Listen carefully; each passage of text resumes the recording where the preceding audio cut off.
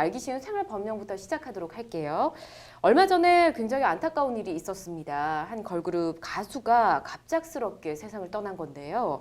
사망 원인에 이 도를 넘은 악플도 하나의 이유가 되지 않았을까라는 의견들이 굉장히 많습니다. 그래서 사회 곳곳에서 이 악성 댓글 문제와 인터넷 실명제에 대한 논란이 굉장히 뜨거운데요. 오늘 알기 쉬운 생활 법령에서는 악성 댓글 그리고 인터넷 실명제에 대해서 이야기를 좀 해보도록 하겠습니다. 사실 올해 초 저희 프로그램에서도 이 악성 댓글에 대해서 이야기를 했던 적이 있었거든요. 악성 댓글로 인해 피해를 보는 경우가 많음에도 불구하고 악성 댓글이 점점 늘고 있어서 문제가 되고 있다라는 이야기를 했었는데 결국에는 이런 안타까운 일이 벌어지고 말았습니다. 김 변호사님, 네. 소식을 접하셨을 것 같아요. 네. 올해 초에 이제 악성 댓글 문제가 심각하다 이런 말씀을 언급드린 적이 이제 기억이 나는데요. 네. 인터넷과 스마트폰 보급이 활성화되면서 인터넷 사용이 어디에서든지 이제 자유로워지다 보니 네. 사이버 명예훼손이나 모욕 등 이런 것들 악플로 인한 문제들이 이제 계속 급증을 하고 피해가 급증을 하고 있습니다. 이제 이런 부분들로 인해서 고소나 고발도 계속해서 늘어나고 있는 상황인데요. 네. 지난해 경찰에 접수된 사이버 명예훼손 모욕 발생 건수는 15,926건으로 전년 대비 19.3%나 이제 많이 늘어났다고 늘었네요. 합니다. 예. 네. 올해 상반기에도 7,664건이 발생해서 작년과 비슷하거나 더 늘 것으로 지금 예상이 되고 있는데요. 네. 고인의 경우 악플로 인해 힘들다는 이야기를 자주 언급했다고 합니다. 이제 고인의 일거수일투족이 기사화되고 또 이제 이 부분 기사화된 것에 대해서 다시 또 악성 댓글이 달리고 이런 부분들이 악순환되면서 좀 심적으로 더 힘들지 않았을까 생각되기도 합니다. 네. 그렇군요. 악성 댓글로 인한 처벌도 점점 강화되고 있다고 합니다. 그럼에도 이렇게 악성 댓글이 계속해서 늘어나는 이유는 뭘까요? 예, 우선 그 전에 악플에 적용되는 이제 법령을 우선 좀 살펴보겠습니다. 네. 인터넷 등 정보통신망을 이용해 사이버 명예훼손을 했다면 형법이 아닌 정보통신망 이용 촉진 및 정보 보호 등에 관한 법률이 적용됩니다. 네. 즉 사람을 비방할 목적으로 정보통신을 이용하여 공공연하게 사실을 드러내어 사람의 명예를 훼손한 자는 3년 이하의 징역 또는 3천만 원 이하의 벌금에 처해질 수 있습니다. 또 이게 사실이 아니고 이제 허위의 거짓의 사실로서 이제 명예를 훼손한 경우에는 네. 7년 이하의 징역, 10년 이하의 자격정지 또는 이제 5천만 원 이하의 벌금에 처해집니다. 그리고 어떤 사실의 적시의 문제가 아니라 이렇게 경멸의 감정을 표현하는 이제 모욕의 경우에는 형법이 적용되어서 네. 1년 이하의 징역이나 금고 또는 200만 원 이하의 벌금에 처해질 수 있습니다.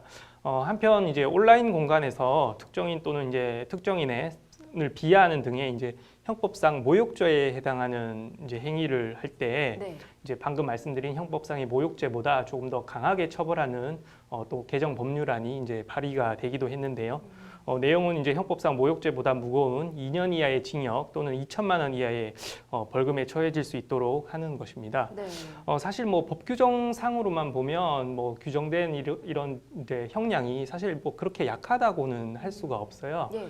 그럼에도 이렇게 이제 악플이 계속되는 이유는 뭐 타인에게 좀 뭐 그 혐오의 감정을 마구 표현해도 된다는 어떤 뭐 우리 사회 전반적인 인권 의식이 좀 부재한 것이 하나의 원인일 수도 있다고 생각하고요. 네. 그리고 실제 이제 악플이 행해지는 것보다 이렇게 처벌되는 이제 빈도가 좀 적고 처벌되더라도 뭐 벌금을 좀 내면 되지 이렇게 네. 안일하게 생각하는 부분이 많은 것 같아요. 예, 그래서 이런 복합적인 요인들이 작용해서 계속 이제 악플이 끊이지 않는 것 같습니다. 네, 좀 아무도 이거를 누군지 모른다라는 네. 심정이 있어서 마음대로 써도 된다고 생각하는 분들이 좀 있으신 것 같습니다. 자, 한 사람의 인생을 송두리째 흔든 악플러들 처벌이 좀 필요할 텐데 지금 뭐 최근에 일어난 이 사건의 당사자는 일단 사망을 한 상태입니다. 그럼 사망에 영향을 끼친 이 댓글을 남긴 악플러들 굉장히 많긴 할 텐데 법적으로 처벌을 받지는 못하겠네요. 그러면 넘어가서. 네, 그 이제 박 변호사님 말씀하신 것처럼 네. 그 리플 자체가 어떤 명예훼손을 하거나 모욕행위를 했다면 그 부분에 해당되는 처벌을 받을 수는 있지만 현실적으로 이런 부분들로 인해서 뭐 우울증에 시달리거나 정말 그 이번 사건처럼 이제 극단적인 선택을 하게 되는 경우들도 많기는 한데 네. 죽음이나 우울증이나 이런 것 자체에 대해서 또 인과관계를 입증하는 것도 사실은 법적으로는 쉽지 않은 부분들이 있어서 네. 죽음에 이르게 한 부분에 대해서 별도의 처벌은 현실적으로는 좀 쉽지 않은 상황입니다. 별도의 네. 처벌은 어렵다. 네. 아, 그렇군요. 이번 사망 사건으로 사회 곳곳에서 인터넷 실명제를 해야 된다라는 말들이 많이 나오고 있습니다. 그런데 앞서 2012년에 인터넷 실명제가 위헌 판정을 받았었거든요. 표현의 자유를 침해한다라는 이유였는데 이번 사건을 계기로 이제 인터넷 실명제가 다시 시행될 가능성도 있을까요? 말씀하신 대로 어떤 악플의 규제에 대한 문제는 이제 표현의 자유와 좀 맞닿아 있는 터라서 예. 법적으로 규제하기 어렵다는 주장이 많이 제기되고 있습니다. 이미 또 말씀 주신 바와 같이 2012년에 위헌 판결을 받은 바도 있기 때문에 네. 이제 이 제도는 2007년에 도입됐다가 5년 만인 2012년에 폐지되었습니다. 네. 당시 이제 헌법재판소는 인터넷 실명제가 표현의 자유를 침해할 뿐더러 이제 공익의 효과도 미미하다고 이렇게 결정을 한 바 있거든요. 네. 한편 또 여론조사 기관이 이제 조사를 해보니까 국민 10명 중 7명은 온라인 댓글 실명제 도입에 찬성하는 이제 생각을 가지고 있는 것으로 나타났습니다. 네. 그만큼 이제 국민들이 어떤 악플의 사회적 해악에 대해서 좀 인식을 하고 규제를 해야 된다는 생각에 대해서는 또 어느 정도 여론이 형성돼 있는 것이 아닌가 싶은데요. 다만 이제 이 표현의 자유라는 것 또한 뭐 민주주의 발전이나 성숙 그리고 뭐 어떤 사회가 좀 부패하는 것을 방지하고 투명하게 하는 것에 또 이렇게 좀 일정 부분을 역할을 담당하고 있으니까요. 네. 또 규제 일변도로 가기에는 이렇게 무리가 있을 수가 있습니다. 그래서 제가 아까도 말씀드렸듯이 어떤 사회 전반적으로 좀 남을 혐오하는 것을 이제 표현하는 것을 스스로 자제하는 어떤 뭐 캠페인이나 네. 교육 등이 이제 더 병행되어서 좀 시행되어야 될 것 같습니다. 알겠습니다. 그리고 또 하나 짚고 넘어가고 싶은 것이 있는데요. 이번 사망 사건에 대한 119 구급대의 동향 보고서가 외부에 유출이 되면서 인터넷과 SNS상에 급속히 확산됐고 이 고인에 대한 성희롱과 악플이 또다시 이어지면서 제2의 살인이 벌어지고 있다 이런 말들이 나오고 있거든요.